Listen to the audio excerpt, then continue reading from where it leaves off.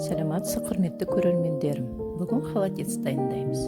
Қарамалдың сирағын суға, тұз салған суға пісіріп аламыз 3-4 сағат.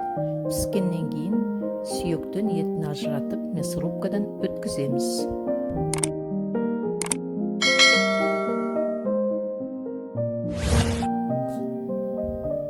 Мясорубкадан өткізген етімізге үстінен сорпа қиямыз, сүзіп сорпасын қиямыз.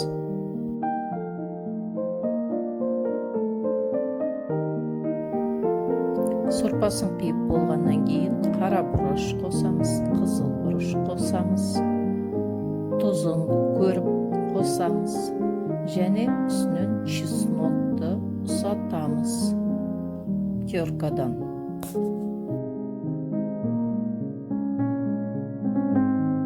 Холодецті жақсылап араластырып, холодильникқа қоямыз. Холодец бір түн тұрады холодильникте. Менің каналыма жазылуға ұмытпаңыздар. Ас болсын бәріңізге.